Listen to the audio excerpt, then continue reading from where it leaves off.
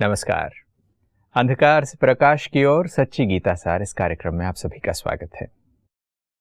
गीता परमात्मा के कर्तव्यों के बारे में बहुत स्पष्टता से हमें ज्ञान देती है। हम में से बहुत सारे लोग यही बात सही से समझ नहीं पाते कि परमात्मा आखिर करते क्या है। बहुत सारे लोगों के मन में ये भी एक कल्पना होती है कि भगवान हम सबकी इच्छाओं को पूरी करते हैं, जो हम मांगे भगवान वो कर सकते हैं। मगर क्या गीता इस बात को स्पष्टीकृत करती है? परमात्मा के दिव्य कर्तव्यों में ये बताया जाता है कि परमात्मा मुक्तिदाता है। आइए परमात्मा के कर्तव्यों से जुड़े हुए कुछ विषयों पर आज चिंतन करते हैं। हमारे साथ स्टूडियो में ब्रह्मा कुमार ब्रजमोहन भाई हैं। भाई साहब, आपका स्वागत है। ओम शांति। गीता के प्रकाश में जब हम ये देखते हैं कि परमात्मा क्या करते हैं, तो गीता के भगवान को हम महाकाल के रूप में भी देखते हैं। परमात्मा को लिबरेटर कहा जाता है। महाकाल कहते ही सभी को शिवलिंग याद आता है, शिव का स्वरूप याद आता है। तो ऐसे में जो महाकाल कहने की बात है, उस चीज़ को बेहतर समझने की भी ज़रूरत है। तो क्या परमात्मा सही में सभी को मुक्ति देते हैं? वो सभी का काल बनकर आते हैं? देखिए, उज्जैन में महाकाल का मंदिर है, शिव का। तो मंदिर में तो पूजा होती है। तो कोई ऐसा कर्तव्य भगवान ने किया है जो कल्याणकारी है, दुख को हरने वाला है, मनुष्य आत्माओं की कोई बहुत गहरी इच्छाएं हैं उनको पूर्ण करने वाला है, जिन इच्छाओं को मनुष्य स्वयं या उसके माता पिता या समाज द्वारा पूरा नहीं होता। उस दृष्टिकोण से अगर आप देखेंगे तो आप क्या पाएंगे कि मानव अपने इमेजिनेशन में, अपने तस्वर में परमात्मा का एक रूप रचता है कि वो एक सुप्रीम पावर है और बाकी जितनी पावर्स हैं उससे अलग, न्यारी, ऊंची और शक्तिशाली है। उससे मनुष्यों ने क्या कर लिया? अगर जितना आप इतिहास देखेंगे, किसी चीज़ से वंचित होते हैं, उसको प्राप्त करना चाहते हैं, तो परमात्मा को सुप्रीम सोर्स मानते हुए उनसे प्रार्थना करते हैं, हमारी ये इच्छा पूरी कर दीजिए, ये दुख दूर कर दीजिए। वो व्यक्तिगत तौर पे अपने परम पिता का तस्वर करते हैं और उस प्रकार से जनरली उनसे प्रेयर करते रहते हैं। अच्छा, हमारे को अच्छी बुद्धि दे दो, हमको जजमेंट हमारी ठीक हो जाए, धन दे दो, रोग मुक्त कर दो, इत्यादि इत्यादि। अब अगर परमात्मा के दृष्टिकोण से देखा जाए, क्यों ये देखना आवश्यक है? क्योंकि भगवान ही लिबरेटर है, वो ही क्रिएटर है। तो क्रिएशन तो अपने ढंग से भगवान को सोचेगी। अगर मान लीजिए परमात्मा इंडिविजुअल सोल्स को जो वो मांगती हैं वो दे भी दे, तो पहली बात है कि परमात्मा इंडिविजुअल सोल्स का परम पिता है या वो सारे विश्व का परम पिता है। उनके जो भी कर्तव्य हैं सारे विश्व से संबंधित हैं या किसी व्यक्ति से संबंधित हैं या किसी धर्म से, देश से संबंधित हैं। तो आप पाएंगे कि बहुत बड़ी चीज़ जानने की कि भगवान सारे विश्व का पिता है। वो जो कुछ भी करता है सारे विश्व के लिए करता है। अब गीता को भी लोग क्यों नहीं मानते? हालांकि उसमें भगवान ने वाच है कि गीता को इंडिया का बुक और उसमें इंडिया के देवता का नाम दे दिया गया है, इंडिया की भाषा में लिखी गई है ना, और भगवान भगवती भारत कह दिया गया है। तो लेकिन परमात्मा कहते हैं जैसे सूर्य निकलता है सारे विश्व के लिए निकलता है, तो इस प्रकार से परमात्मा ज्ञान सूर्य है। अब उस एंगल से अगर आप देखेंगे तो अगर हम महाकाल को भी लेते हैं तो परमात्मा अगर मान लीजिए शरीरों से मुक्त करता है तो 1, 2, 4 को नहीं कि मैं भक्ति करूं, मैं सोचूं भगवान मैं इस दुनिया में बड़ा दुखी हूं, मुझे वापस बुला ले, और वो मेरे को बुला भी ले थ्योरेटिकली। हालांकि किसी ने आके नहीं वापस कहा कि मैं मुक्ति में हो गया हूं या मैंने मोक्ष पा लिया। ह्यूमन कॉन्सेप्ट है। तो क्या मेरे को बुलाने से दुनिया का में परिवर्तन आ जाएगा, धर्म की स्थापना हो जाएगी? अधर्म नहीं। इस कारण से आप देखेंगे कि सारे विश्व से संबंधित है। अब काल तो हर एक को आता है। गीता के आदि में भी कहा गया है काल मैंने मृत्यु होना, समय पूरा हो गया, आपको शरीर परिवर्तित करना है, अगले अपने डेस्टिनी को जाना है। तो भगवान जब कहते हैं कि मैं महाकाल हूँ, तो अगर वो मुक्त करता है, और लोग मुक्ति मांगते भी हैं, किससे मांगते हैं? दुखों से। और जब सारे के सारे लोग ही दुखी हो जाते हैं, कहा जाता है voice of the people is voice of God, आवाज़ खलक नगारे खुदा। तो खुदा को सभी याद करेंगे, सुख में भूलेंगे तो सभी भूलेंगे, पिताजी आपने हमें सब कुछ दे दिया, हम चैन से हैं, आप आराम से रहो। तो इसलिए मृत्यु तो सबकी आती है, लेकिन उस मृत्यु के बाद वो पुनर्जन्म ले लेते हैं, अपने अपना ट्रैक है। लेकिन एक ऐसा समय सृष्टि में आता है जब सारी आत्माओं को वो पतित हो जाती हैं, उनको पता नहीं लगता हमें दुख क्यों हो रहा है। भिन्न भिन्न उपाय करते फिर भी दुख हो रहा है, और उपाय करते हैं दुख बढ़ता जा रहा है, अनेक धर्म हो जाते तो भी दुख। तो भगवान कहते हैं, जिसको हम लिबरेटर कहा जाता है, कि सभी आत्माओं को दुख से छुड़ाने के लिए शरीर के द्वारा ही दुख भोगती हैं। पहले तो शरीरों से छुड़ाऊंगा। परमात्मा का सारा काम आत्माओं से है, वो जानता है कि ये तो एक मीडियम है।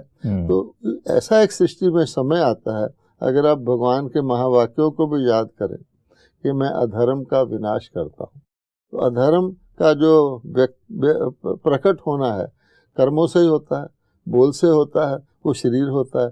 तो सभी आत्माओं को शरीरों से मुक्त करके, दूसरे एंगल से भी आप देखिए कि आत्माएं धीरे धीरे सृष्टि चक्कर पर आती है।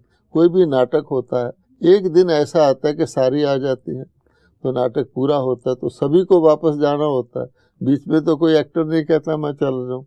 वृक्ष को ले लीजिए, एक वृक्ष के बीज में इतना बड़ा विस्तार होता है, लेकिन वो बीच में वृक्ष खत्म नहीं हो जाता, जब पूरा हो जाता है तो सूखता है, फिर बीज आ जाता है। तो हर दृष्टिकोण से एक ऐसा टाइम आता है, गीता में भी लिखा हुआ है, कि पहले वो विस्तार में जाता है, फिर वो विलीन होता है।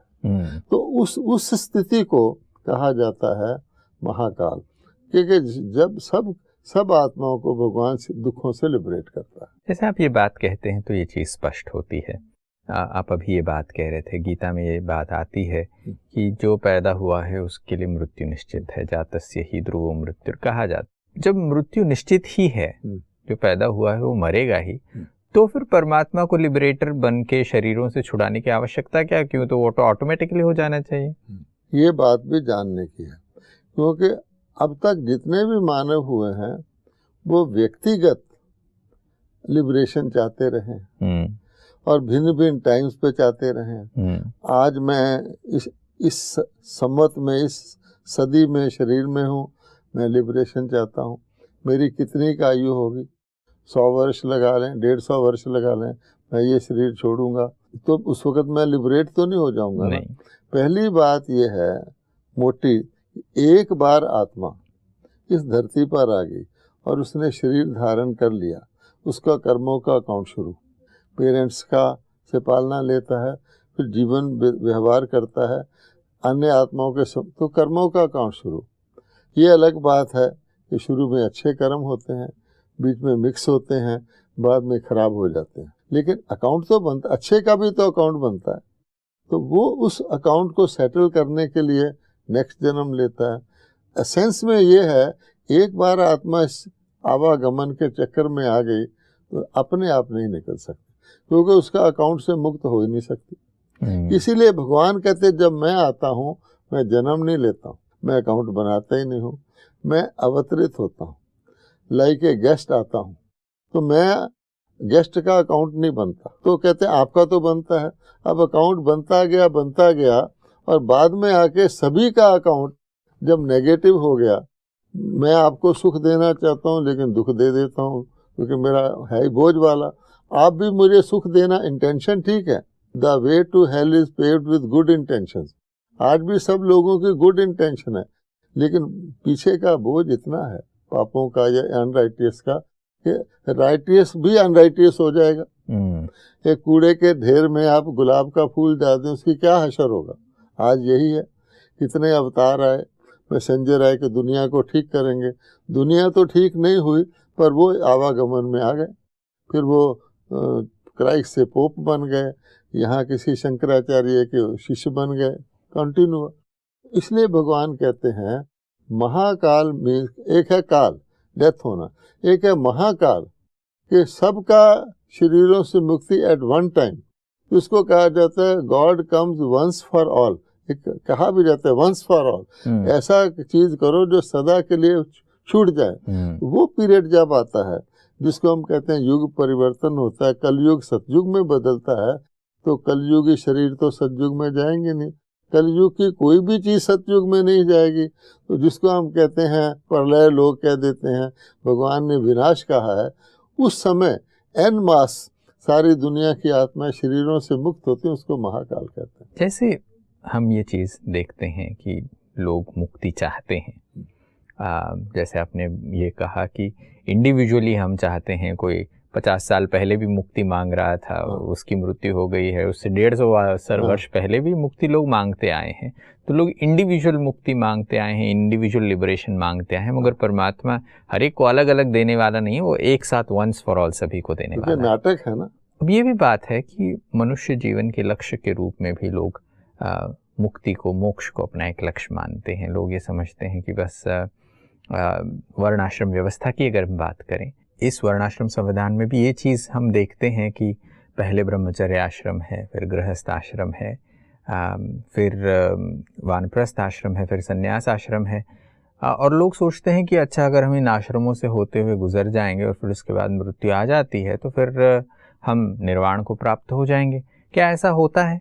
अब देखिए कि हर stages of life, Jaques 7 stages of life भी बताया गया है, ये जीवन की स्टेजेस हैं, और नेचुरली जैसी स्थिति आती है उसके अनुसार आत्मा की कुछ भी इच्छा हो, जो उसका मीडियम है उसके अनुसार उस इच्छा को उसको मॉडिफाई करना पड़ता है ना।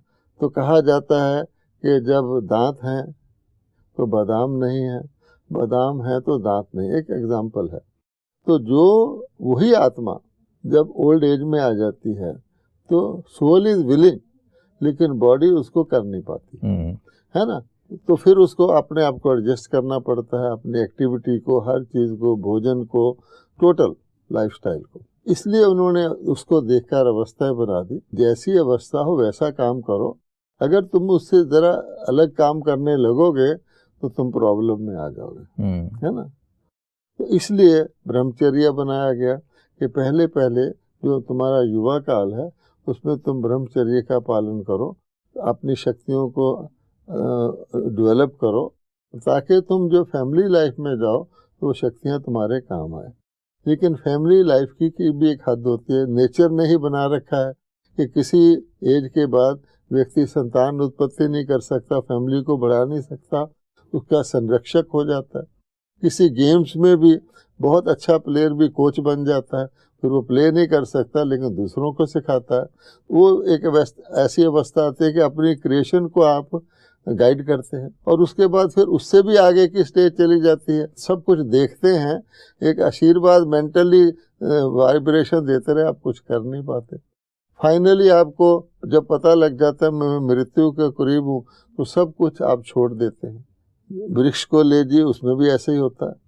अब भगवान कहता है, मैं वृक्ष का बोला तो आत्मा मनुष्य तो कह सकता है कि हे भगवान मुझे लिबरेट कर दे, वृक्ष तो नहीं कह सकता, नहीं कह सकता, है ना। तो वृक्ष वहीं खड़े का खड़ा अपनी चारों अवस्थाओं को प्राप्त करता हम देखते हैं। फिर उसका सीजन आता है, फिर हरा भरा हो जाता है। तो इस प्रकार से देखा जाए तो जो बताया गया, हम वानप्रस्थ शब्द यूज करते हैं और निर्वाण भी यूज करते हैं। अगर इसको आप समझें, वानप्रस्थ का मतलब क्या होता है? वाणी से परे, आवाज से परे जाना। निर्वाण का अर्थ होता है जहाँ वाणी हो ही ना। तो वास्तव में मनुष्यों ने ये सोचा है कि अपने जीवन काल के अंदर हम मुक्ति को पालें। उसके लिए उन्होंने ये कोशिश की है कि मैं एक प्रौढ़ अवस्था में आकर के वानप्रस्थी बन जाऊं, ताकि मैं इंटरफियर ना करूं अपनी फैमिली के, सबके डे टू डे अफेयर्स में, मैं गाइड करूं। अच्छा, फाइनली जब मैं शरीर छोड़ूं तो उनकी इच्छा है कि मैं ऐसे लोक में चला जाऊं जो निर्वाण है, उसको पार निर्वाण भी कहते हैं। यानी इस बॉडी से पार होकर के जहाँ वाणी है ही नहीं, यहाँ तो वाणी है, उसमें मैं प्रैक्टिस कर रहा हूँ निर्वाण की, और वहाँ जो भी हैं वो है ही आत्मिक स्टेज में जहाँ वाणी है ही नहीं, इसलिए निराकार लोक में चला। ये मनुष्य की इच्छा है, लेकिन भगवान कहता है कि एक जन्म में ये चारों चीजें नहीं होती, और एक जन्म में व्यक्ति चाहता भी नहीं है। मान लो श्री लक्ष्मी नारायण है, क्या वो उनको आवश्यकता है निर्वाण में जाने की और या संन्यास में जाने की, या वो अभी भगवान ने उनको देवता बना के धरती पर भेजा, स्वर्गवास में बिठाया है, वो चले जाएंगे मुक्ति में चाहेंगे, सुख में सिमरन करे ना कोई। सारे देवलोक में ये भक्ति पूजा प्रेयर होते ही नहीं। कोई यंग एज में कोई किसी को कहे कि तो अपना बिजनेस सब छोड़ के सन्यासी बन जाओ, कहेंगे अभी तो मैंने दुनिया में अभी एंटर हुआ हूँ। इस कारण से आप देखेंगे तो ये युगों के साथ इसका संबंध है। आज के युग में या जब वो युग आता है जिसमें परिवर्तन होता है, तो सारे ही वानप्रस्थी, चाहे वो बच्चा है, जवान है, बूढ़ा है, स्त्री है, पुरुष है, बीमार है, क्योंकि सबको, जैसे हमने महाकाल का मेंशन किया, सबको अब वापस जाना है। शारीरिक तौर पे वो बच्चा भी है, लेकिन जब नाटक का एंड आ गया तो नाटक के एंड के बाद बच्चे का भी एंड हो जाएगा। बिल्कुल। जैसे आज दुनिया में कोई ट्रेजेडी हो जाती है या कोई क्रूएलिटी हो जाती है तो बच्चे मर जाते हैं, स्त्रियां, तो अखबार में आ जाता है, न्यूज़ में, बेचारे इतने बच्चे भी मारे गए, तो लोगों के अंदर बहुत सारी सिंपैथी पैदा हो जाती है। अब बच्चा मारा गया या बुजुर्ग मारा गया, तुम्हारे एंगल से तुम समझते हो कि बच्चा मारा गया, उसने दुनिया में कुछ देखा ही नहीं था, लेकिन गीता के हिसाब से वो तो आत्मा है। पिछले जन्म में वो पूरा पुरुष था, अनेक जन्म उसने लिए हैं। Child is the father of man कहते हैं, तो बच्चा इस जन्म में है, लेकिन उसकी आत्मा ने तो अनेक जन्म लिए हैं। उस एंगल से देखा जाए तो हमें अगर सिंपैथी आती है तो उतनी ही सिंपैथी बुजुर्ग के साथ आनी चाहिए जितनी बच्चे के साथ आनी चाहिए, क्योंकि हम आत्मा को देख रहे हैं। उस हिसाब से, आत्मिक हिसाब से सभी आत्माएं, जब कलयुग का अंत आता है, धर्म गिराने का समय होता है, सभी पीड़ित होते हैं, तो सभी वानप्रस्थी। तो ऐसे समय पर परमात्मा जब आते हैं तो सभी की वानप्रस्थ अवस्था करते हैं, ऐसी अवस्था में सभी को एक साथ निर्वाण ले जाते हैं। हाँ, जैसे एक दिन होता है तो दिन में भी प्रातः काल होता है, दोपहर होता है, सायकाल होता है, रात्रि होती है, वो एक दिन का टाइम टेबल है। लेकिन सृष्टि चक्र को देखा जाए तो सृष्टि चक्र में आदि देव का जब आदि युग है, जब देवता भगवान रचता है, वो प्रातः काल है। फिर प्रातः है सतयुग और त्रेता, फिर द्वापर को कहेंगे दोपहर है, और कलयुग के आदि को कहेंगे सायकाल है, और रात्रि को कहेंगे घोर अंधियारा है। तो ओवरऑल पीरियड में भी तो डिवीजन होंगे ना। तो भगवान जब ये कहता है वानप्रस्थी, उसका अर्थ ये है एक जन्म वाला वानप्रस्थी नहीं, वो तो फिर बच्चा बन जाएगा, लेकिन सचमुच सारी दुनिया की ही ये अवस्था होती है। और परमात्मा जब गीता में ये बात बताते हैं कि मैं सभी का मुक्तिदाता हूँ, मैं सभी का एक साथ उद्धार करने वाला हूँ, सब उन्हें महाकाल कहा ही इसलिए जाता है कि वो किसी एक व्यक्ति के काल नहीं है। काल तो अपने अनुसार आता है, मगर महाकाल बनकर परमात्मा उस समय पर सभी आत्माओं को निर्वाण ऐसा तो नहीं भगवान कहता ये अभी बच्चा है, शारीरिक तौर पे इसको छोड़ दो। यानी ये समय की बात हो रही है यहाँ पर, एक ऐसे समय की बात है जहाँ पर शारीरिक रूप से कोई किसी भी आयु का क्यों ना हो, मगर सभी के निर्वाण की सारे विश्व की बात हो रही है। आज चर्चा करते हुए इस बात को समझा है कि परमात्मा को हम महाकाल कहते हैं।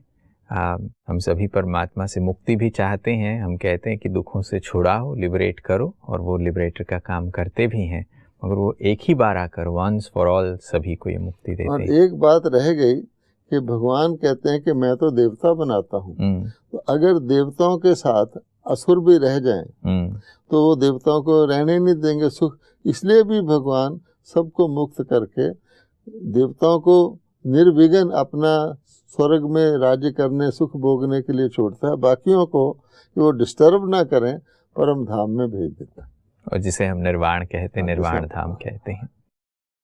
बहुत ही खूबसूरत चर्चा आज हमने की है। प्रश्न और भी हैं, मगर घड़ी कहती है कि यहाँ रुकना पड़ेगा। हम अगले एपिसोड में आपसे चर्चा जारी रखेंगे। आज आप आए, इसके लिए आपका बहुत बहुत धन्यवाद। नमस्कार। ओम शांति। दोस्तों, अंधकार से प्रकाश की ओर सच्ची गीता सार में हम गीता में परमात्मा के वर्णित कर्तव्यों को बेहतर तरीके से समझ रहे हैं। परमात्मा को मुक्तिदाता, लिबरेटर कहा जाता है। ऐसा क्यों कहा जाता है? वो कब मुक्ति देते हैं? क्या बीच बीच में हर एक को मुक्त करते रहेंगे? ये मानना सही नहीं होगा। परमात्मा जब कहते हैं कि मैं एक ही बार में अधर्म का विनाश और सत्य धर्म की स्थापना करता हूँ, परमात्मा वंस फॉर ऑल सभी आत्माओं को मुक्ति देते हैं। सृष्टि के अंत के समय जब रात्रि घोर हो जाती है तो सूर्य प्रकट होकर फिर से प्रकाश ले आता है। आशा करते हैं कि आज के एपिसोड में आपको भी कुछ नई बातें मिली होंगी। आज के लिए बस इतना ही, फिर अगले एपिसोड में मुलाकात करेंगे। तब तक के लिए नमस्कार।